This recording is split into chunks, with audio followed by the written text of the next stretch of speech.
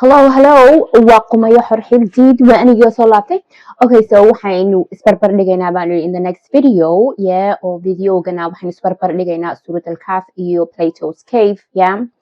And ileen wuxuu sidaad moodaysay maaha nina si yiri nina si u qaatay, yeah, marka wax la yiraahdo allegory ama de parables mahmah ora, yeah. Hadallo sarbeeban oo ku saabsan de maxaa la yiraahaa maansada gabayada iyo waxaas, yeah. ayaynu bal horta u fiirsanaynaa. So, aan ku bilaabo buuggii Haldor, yeah, by Abwan Stanza, yeah, stanza. Horta beri baaba idiin micneeyay stanza, yeah. And stanza, yeah, laba naxariiste. So, maxaa la yidhaahaa gabaygan ma aragtay waxaa la yidhaahaa aragti baa la yidhaahaa waaban akhriyo halkan aba soo dhigaya marka waxaan dib ugu laabanaynaa intii aan jeclaa so haddaynu in yar baynu ka hadlaynaa because waxaan ka hadlaya waxay ku saabsan tahay de Plato's Cave soo maaha Plato iyo Aristotle iyo Socrates waa nimankii Greegii hore de imika falsafada reer galbeedku ku dhisan tahay marka haddaynu dib ugu laabano iftiinka gabayga yaa abwaanku wuxuu uga jeedo markuu qoray de gabaygan aragti yaa perception saad waxa aragtid intan maaragtay ku saabsan iftiinka gabayga yaa waxaa la leeyahay wuxuu gabaygan abwaanku ku cadaynayaa in yaa iqra ay tahay hooyadii ilbaxnimada dunida اقرأ read right and aragtida Greek baa ilbaxnimada adduunka hindisay and ay tahay been fakatay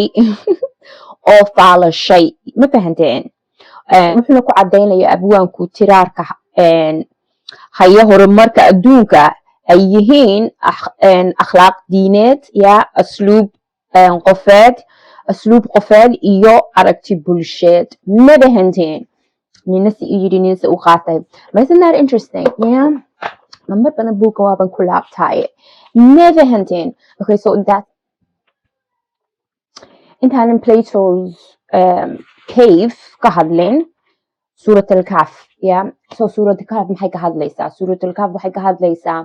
wiilal la idhaaho marna 4 bay ahaayeen mar 6 bay ahaayeen mar 7 bay ahaayeen iyo aygood so 7 iyo aygood 8 bay noqonayaan ma fahanteen marka 7 wiil baa laga hadlayaa wiilashaana waxaynu u naqaanaa inay yihiin al-shabaab wiilal shabaaba al-shabaab waad ka fahmaysaa iminka waxa magaca al-shabaab loo xumaynayo ma fahanteen badankana al-shabaabku xagee joogaan xagee ku dhuntaan buuraha soo maaha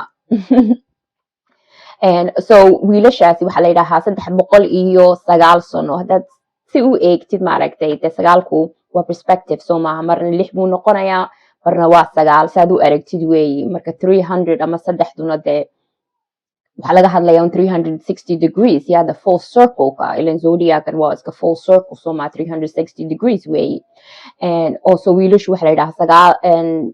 609 sano ayay hurdeen oo markay keefka ka soo baxeen oo de keefka ama kaafka waxay u galeen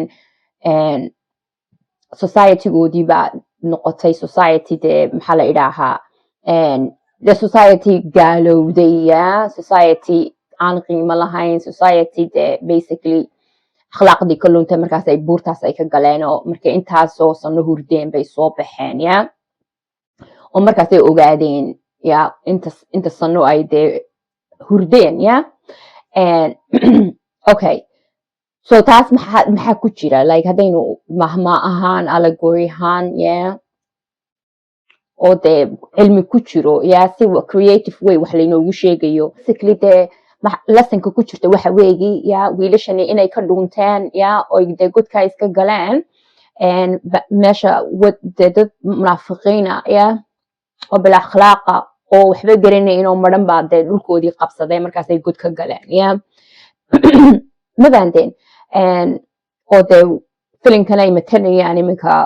gruubyadan xag jirayaashuna waa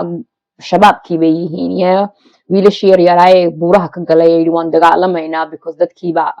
munaafiqiin noqday ma fahanteen okay taasi waa sida quraanka loogu soo tabiyey yeah and tan Plato's cave yeah and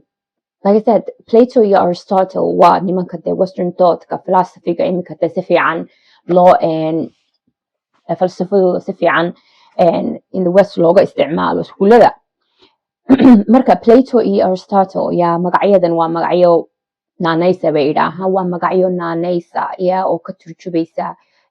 camde niman maaragtay si dheer wax uga fikiray oo dee falsafooyin soo dejiyay inay ahaayeen but it's not necessarily ma aha inay ahaayeen laba nin oo Greega ma fahanteen yeah laakiin marka dee magac loo yeedho laba nin oo Greega laga dhigay ma iska fahanteen marka Plato's cave yeah oo ku taala buugan la idhaaho Plato's Republic yeah waa marka dee society iyo civilization iyo cityada la dhisayo iyo society-gu falsafada ama dee waxaa la idhaahaa waxay ku heshiisaa iyo waxaas oo dhan dee la dhisayo basically ayuu buugaasi ku saabsan yahay marka Plato's cave waxa weeye the allegory book oo la idhaaho waa kii 7 yeah 7kan aynu ku jirno ma fahanteen marka waxa la idhaahaa group of people yeah dad baa ilaa iyo maalintay dhasheen yeah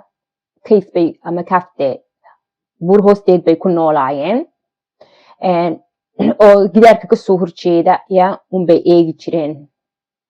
xitaa madaxooda inay dhaqaajiyaan looma ogolaayeen just waxa kaasoo horjeeda un daawo ayaa basically noloshoodu ahayd meaning like maskaxdaada ha isticmaalin waxaan kuu sheegno anagu un fahan yeah taanu kaa dhaadhacino un anagu dee qaado basically saasaa lagu soo koriyey ma fahanteen oo freedom ay dee wax isku weydiiyaan ay wax u fiirsadaan ma la siinin yeah marka imagine group of people oo gidaarka kasoo horjeeda ayaa lagu yidhi halkaa uun eega xaggooda dambe maaragtay dab baa ka daarnaa dabkaana waxaa marayay marka objects iyo dad iyo waxbaa marayay marka reflectionkii gidaarkay daawanayeen ba waxaa arkayeen waxaa dabka ma maraya ayay ka daawanayeen oo the shadow oo kale hadhkaas ayay daawanayeen gidaarka kasoo horjeeda ka daawanayeen oo adduunkooda intaasunbuu kusoo koobnaa yeah marka prisoners of their mind bay ahaayeen basically marka groupkaas qaar kamida ayaa laga soo sii daayay cave-kii ama laga soo sii daayay jeelkii banaanka ay usoo baxeen markay banaanka usoo baxeen baa cadceedii baa indhahoodii xanuunisay yaa ilan ma u baranin maxaa la yidhaahaa cadceeda iyo sunlight-ka yaa laakiin cabaar markay joogeen way la qabsadeen yaa waxay arkeen adduun kale inay meesha jiraan adduunku inuu ka weyn yahay dee buurtigu ay ku hoos noolaayeen iyo say u fikirayeen basically yaa oo way la qabsadeen marka kuwii kasoo baxay dee cave-ka waxay ogaadeen yaa wixii ay ku arkayeen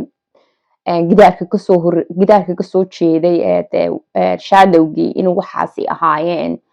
reflection yeah so basically kuwii banaanka usoo baxaya markaasay waxay ogaadeen dee yeah inay waxaan oo dhani dee maxaa la idhaahaa maaweel tahay yaa illusion tahay oo adduun dhan iyo iftiin jiro yeah oo waxaa yaray maaragtay buurta hoosteeda ku jira inaynu adduunku ahayn yaa waxa yaray la arkayay waxaas inay just ahaayeen wax the illusion ah hadhkoodii basically yeah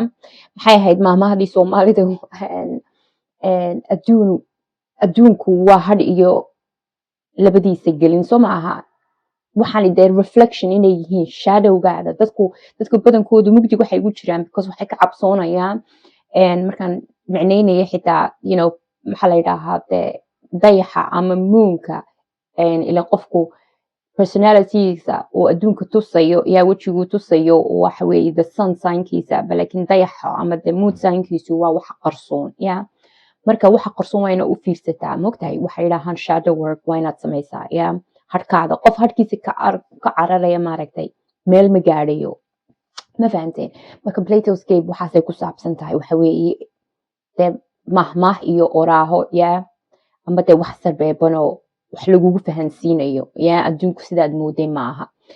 suuratul kahfna taasun bay ka hadlaysaa